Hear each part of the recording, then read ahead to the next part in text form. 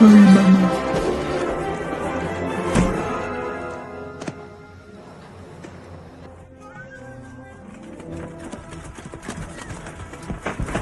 Yekeper, Lord Şemis'ten emriyle məndən adamlarım səni və yanındakı eşeği tutup içeri atma səlahiyyətindəyik.